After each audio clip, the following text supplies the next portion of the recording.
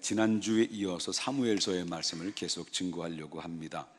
어느 날 형제가 이제 길을 가다가 우연히 금괴 2개를 주셨어요. 그래서 하나씩 이제 나눠 가졌죠. 하나씩 나눠 가져서 계속 이제 길을 가다가 형이 그 금괴를 하나 가졌던 그 금괴를 강물에 내던져 버립니다. 그러니까 이 동생이 깜짝 놀래 가지고 형님, 금괴를 왜 강물에 던지십니까? 라고 했더니 형이 이렇게 이야기를 합니다.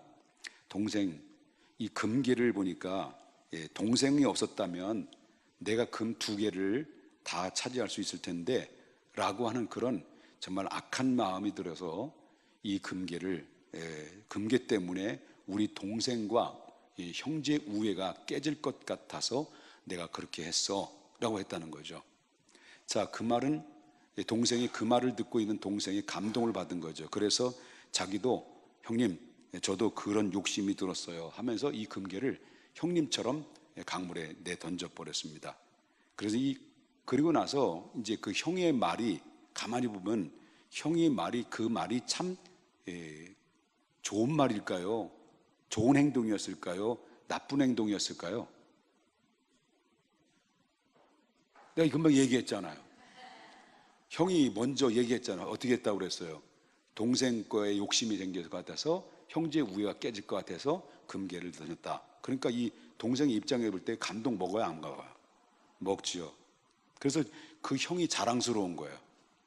그런데 그날 밤, 문제는 그날 밤이었어요. 그날 밤 형이 은밀하게 금괴를 버린 곳으로 가서 이 금괴 2개를 찾아가지고 그걸 팔아가지고 좋은 집을 짓고 떵떵거리고 살았다는 거죠. 그 대신 동생은 일생 동안 노동일만 하다가 이렇게 고생하고 힘들게 살았다는 거예요. 이 말을 왜 하느냐면, 여러분, 이단들의 교조들이 바로 그 왔다는 거예요. 저는 이단들의 교조들이 대부분 이런 나쁜 형님 같은 그러한 사람들이라고 볼 수 있다라고 하는 거죠. 여러분, 달콤하고 좋은 말을 통해서 사람들을 혹하게 만들어요. 혹하게 만들고 자극적으로 만들어요. 그러놓고 극단적인 헌신을 유도해서 바로 순수한 신도들을, 순수한 그런 신도라고 그러죠. 그 사람들은 신도들을 뭐예요?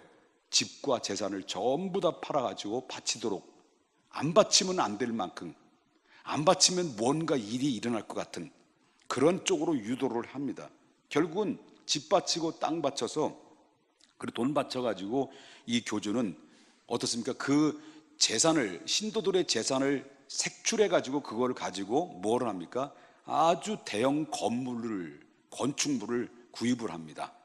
그리고 자기의 왕국 건설을 합니다. 왕국 같은 건설을 해서 아주 떵떵거리고 살면, 그런 마치 정말 누구와 같습니까? 이 형님과 같은 그런 나쁜 놈들이 오늘날에도 떵떵거리고 살고 있다라고 하는 것입니다. 반면에 그 교인들은 뭐예요? 그냥 벌거벗는 거예요. 불쌍한 거예요. 여러분, 종교개혁이 왜 이렇게 일어났겠습니까? 그때 당시요.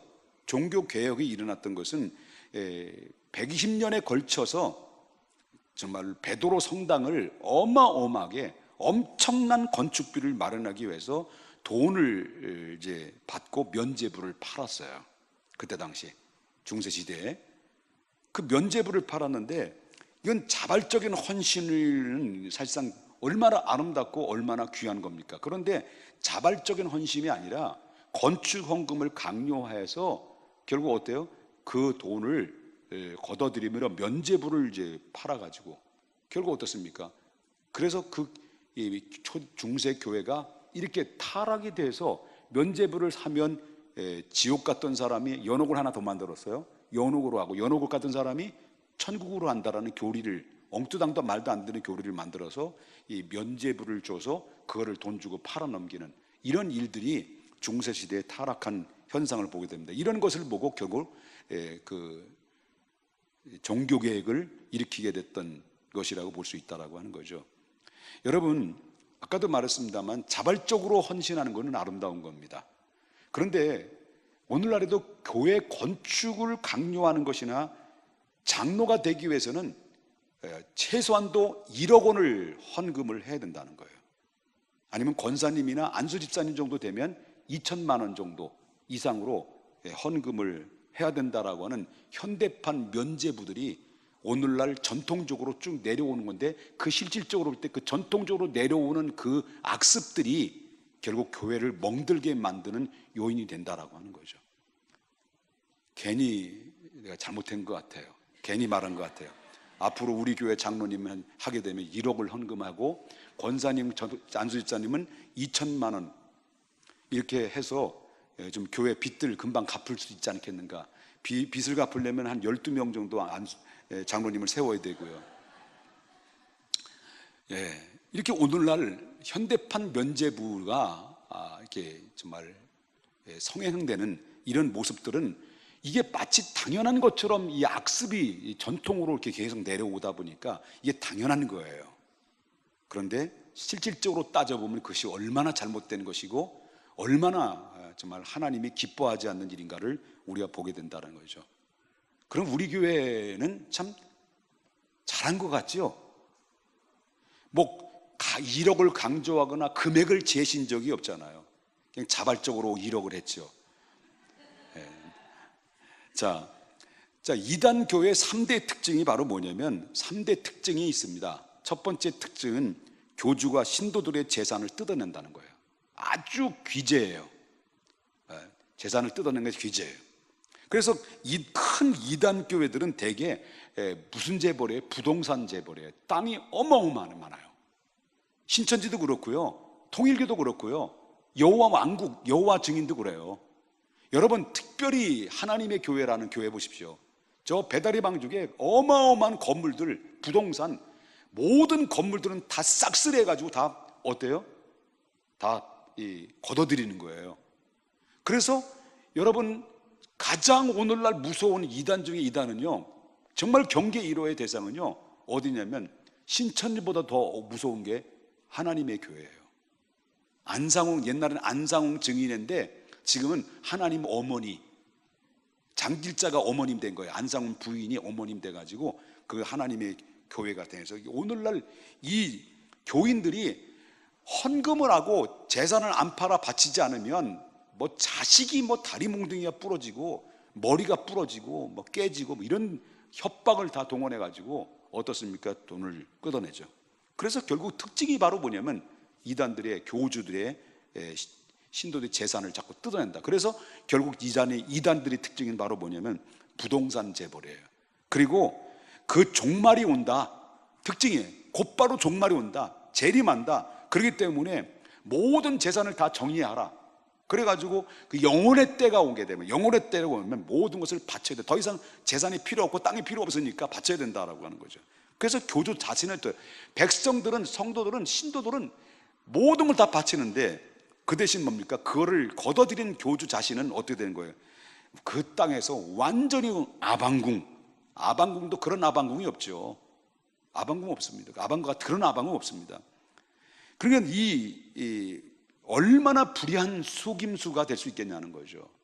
겉으로는 아주 진리를 외치는 것 같지만, 겉으로는 정말 그 말씀이 진실인 것처럼 포장해서 사람들을 설득력 있게 설득을 하지만, 그러나 그 깊은 내면 속에 볼 때는 그 사람들을 얼마나 악한 음부의 세계로 이끌어가는지를 사람들은 모르고 있다라고 하는 거예요. 하나님이 행한 대로 심판을 하신다라고 약속했습니다. 둘째, 이단 교회들 특징이 바로 뭐냐면, 교주들에게는 항상 특징이 바로 뭐냐면 보디가드들이 등원된다는 거죠. 보디가드. 여러분, 왜 보디가드들이 이 교주 곁에서 이렇게 감싸고 있고 그 신변을 보호하고 있습니까? 여러분, 헌신을 내세워서 재산을 빼앗고, 그리고 뭐 아내, 남편도 한번 거기에 이단 속에 빠져들어가면은 절대 집으로, 가정으로 안 보내는 거예요. 신천지도 그렇고 뭐든 그래요. 특징이 안 보내는 거예요. 절대 안 보내는 거예요. 그러니까 이런 일들이 벌어지니까 사방에서 사람들이 이 교주, 그런 집단에게 원수를 많이 맺게 되는 거죠. 원수를 많이 맺게 되니까 자동적으로 어느 순간부터 칼을 맞을지 총을 맞을지 모르니까 그 불안과 불안 심리에서 그 신변을 보호하기 위해서 어떻습니까? 이 보디가드를 이렇게 거느리고 있다는 것이 특징이라는 것이고요. 셋째는 교주를 맹신하고 지나치게 추앙한다는 거죠. 어떻게 한다고요? 맹신과 추앙이라고 그랬습니다. 어느 교회는 전도한다는 명목 하에 남의 교인들을 빼앗는데 아주 정신을 못 차리는 사람, 못 치는 교회도 있어요. 그렇게 해서 교회가 큰들 무슨 소용이 있겠냐는 거죠. 우리 중앙교회 성도 여러분요, 우리가 부흥이 덜 돼도 상관없습니다. 부흥이 덜 돼도 상관없어요. 정말 교회다운 교회가 됐으면 좋겠는데, 예수 안 믿는 사람 가서 복음을 증거해서 저들을 전도해서 교회를 강건하여 채우는 것이 우리 교회의 존재 이유와 존재 목적이에요. 그리고 오랫동안 교회를 안 다녔던 사람, 쉬고 있었던 사람들은 우리가 전도해서 그들이 다시 교회를 올 수 있도록 하는 것은 얼마나 바람직하고 얼마나 귀한 겁니까? 그런데 문제는 바로 뭐냐면 열심히 교회를 다니는데, 열심히 신앙생활을 하는데, 너네 교회 어떤 교회냐? 너네 교회는 어떤 교회? 개척교회다. 개척교회에서 무슨 선한 것이 나오겠냐? 예? 그래도 우리 목사님한테 와서 설교를 한번 들어보라는 거예요. 설교 들어보는 거예요. 그래서 교회도 크게 건축했고, 교인들도 담임 목사에게 크게 막 떠받치고 막, 그러다 보니까 이게 명품 교회, 브랜드의 명품 교회, 명문 교회, 명문 목회자, 그래서 막 떠받치는 이런 일이 있죠. 언뜻 보기에는 이런 모든 목회가, 이런 교회가 성공하는 것 같아요. 그러나 문제는 말이죠, 주변의 많은 동료들, 목사님들로부터 그 동료들, 목사님들, 그 개척교회 목사님들은 그로 인해서 눈에서 눈물이 어마어마하게 쏟아진다는 거죠. 가슴 아프고 상처받는 사람들, 이 주변의 목사님들이 얼마나 많냐는 거예요. 저도 그런 개척을 지금까지 개척해서 오늘날 중앙교회 여태까지 왔지만, 이런 경험을 한두 번 한 게 아니에요. 제자훈련 시키고 공부시켜서 열심히 일해서 하나님 주에 충성된 일꾼이 될 만하니까 옆에 교회에서, 큰 교회에서 쏙 뺏어가 가지고 결국 어떻습니까? 얼마나 가슴이 아픈지, 이런 주변에 있는 목사님들로부터 손가락질을 당한다고 한다면 그 사람은 성공한 사람이 아니에요. 주변의 목사님들로부터 개척교회든지 어떤 교회든지 그분이 존경받는 사람이 돼야 되지, 교회 교인들을 뺏어가는 목사가 되고 뺏어가는 교회가 된다고 한다면 그 교회는 성공하고, 교회가 엄청난 많은 사람들이 몰려든다 할지라도 그 교회는 성공한 교회가 아니고 성공한 목회자도 아니다라고 볼 수 있습니다. 여러분, 목회자는 존경받는 목사가 돼야 되지 추앙받는 목사가 돼서는 안 되고 추앙받는 교주가 되어서는 안 된다라고 하는 거예요. 큰 교회에 오라고 해도 가지 마세요. 옆에 분 인사합시다. 정신 똑바로 차리고 좌로나 우로나 치우치지 말고 오직 평택중앙교회 오십시오. 믿습니까? 그러니까 또 한 가지, 또 우리 교회도 그러라니까 너무 이 전도를 다른 교회 가서 다른 교회 다닌 사람 빼앗지 말라니까 이제 교회를 아주 전도를 열심히 해주는데 다른 교회에다 전도를 해줘. 난 우리 교회 너무너무 이게 신사적이에요. 그럼 못 써요. 다른 교회에다 전도를 하죠. 아니, 평택에 같은 지역에 살고 있는데도 너 다른 교회로 그걸로 다니라고 소개를 해주는 이러한 충성된 하나님의 일꾼이 세상에 어디 있습니까? 이런 교회도 있다는 거예요. 나빴어요. 못됐어요. 아주. 그러면 안 되는 거죠. 우리 교회도 부흥돼야 되잖아요. 그러니까 특징이 바로 그거예요. 너무 추앙적이고, 그리고 아까도 말씀드렸습니다만 맹신. 그래서 교회가 너무 담임 목사님 막 추앙하고 맹신하는 것은 실질적으로 볼 땐 그거는 물론 존경하지 말라는 건 아닙니다. 존경해야 되고 따라야 되고 리더십 앞에 우리가 순복해야 되겠지만, 그게 마치 교주인 것처럼 이렇게 추앙해서는 안 된다는 거죠. 추앙을 받아서도 안 된다는 것을 우리가 보게 된다는 거예요.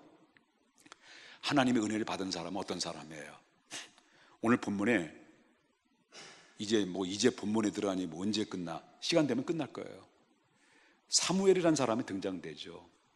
사무엘은 어떤 사람입니까? 헌신의 사람이었습니다. 하나님은 어떤 사람을 은혜를 주십니까?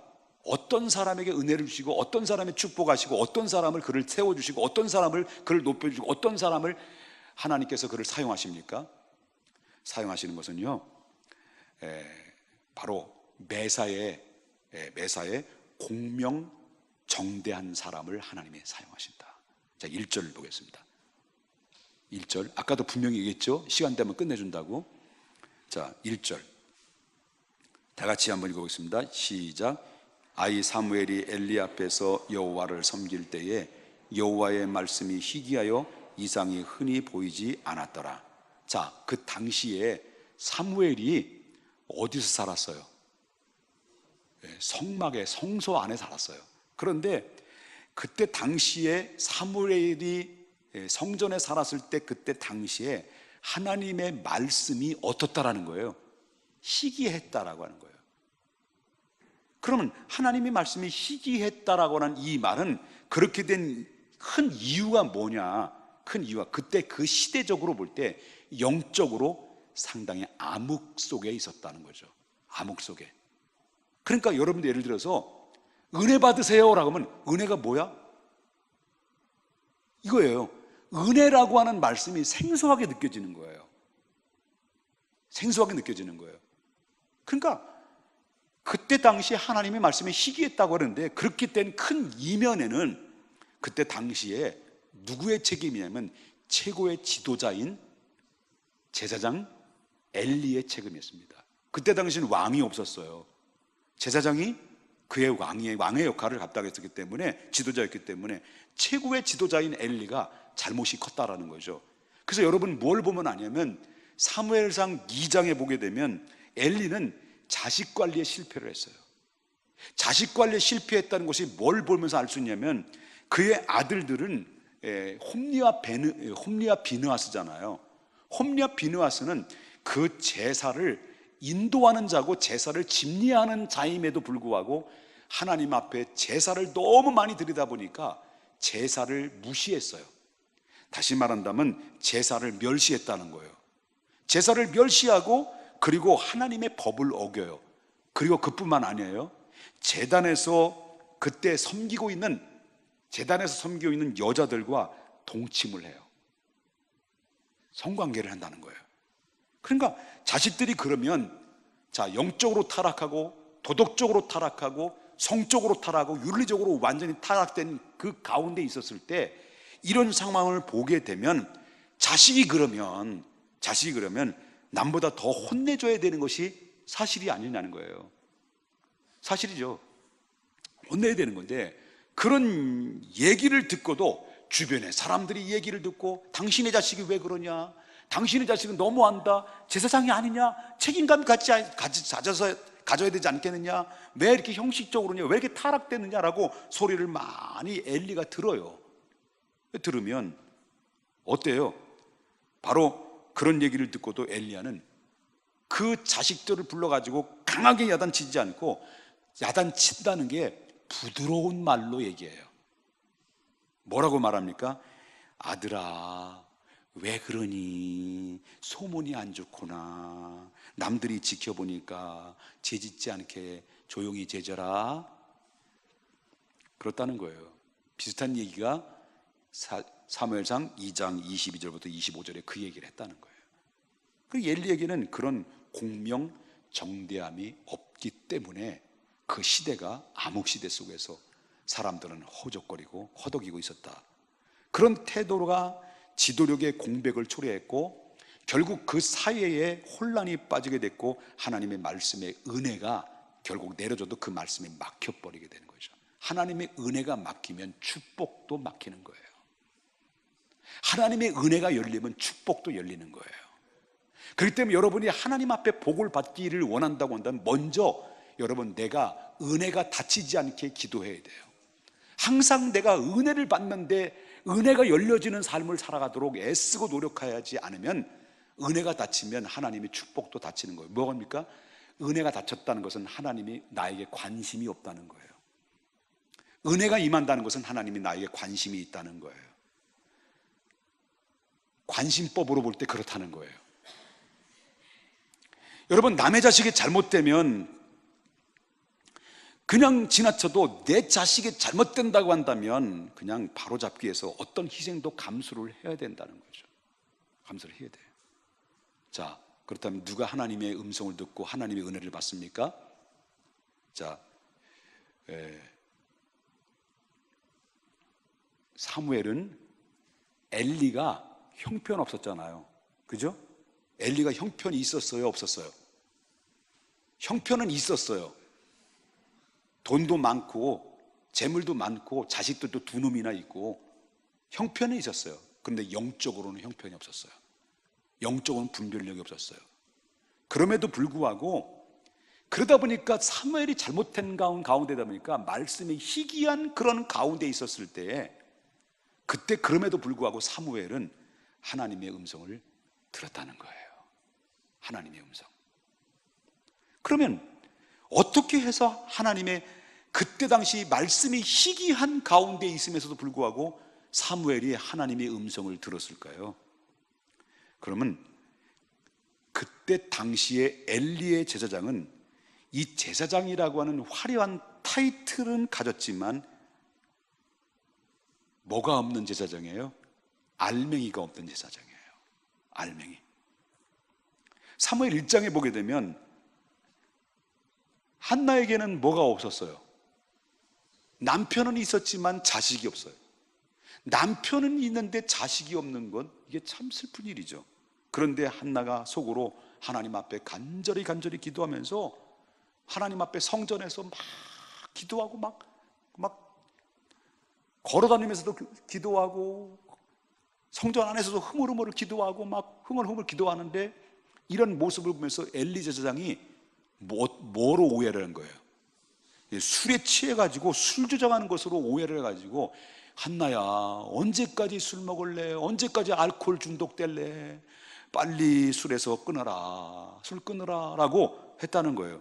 그러니까 지금 한나는 뭐 하는 거예요? 술 주정하는 것이 아니라 흥얼흥얼 하나님 앞에 아들 주십시오, 아들 주십시오라고 술 취한 사람처럼 그렇게 간절하게 기도하는데 엘리는 그것이 기도하는 것인지도 모르고 바로 술 취한 것처럼 오해할 만큼 이 엘리는 영적으로 막 흐려진 상태 속에 놓여 있었다라고 그래요. 판단력이 없는 거예요. 거기다 육신적으로 노쇠했다는 거예요. 본문 2절과 3절을 보게 되면 자 뭐라고 그래요? 엘리의 눈이 점점 어두워져 가서 잘 보지 못하는 그때에 그가 자기 처소에 누웠고 하나님의 등불은 아직 꺼지지 아니었으며 사무엘은 하나님의 궤에 있는 여호와의 전에 누웠더라. 이 중요한 거죠. 자, 엘리와 왜 하나님의 음성이 엘리에게 제사장인데도 불구하고 엘리에게 들려지지 않고 왜 어린 사무엘에게 들렸을까요? 자, 아까 2절부터 3절을 자세히 보자는 거죠. 예. 보세요. 차이가 뭐예요? 엘리와 사무엘 차이가 뭐예요? 예, 점심을 드시고 이제 나오니까 막 졸려가지고 밑에 성경 보려니까 잘 됐다. 눈 깔자. 자, 차이가 뭐예요?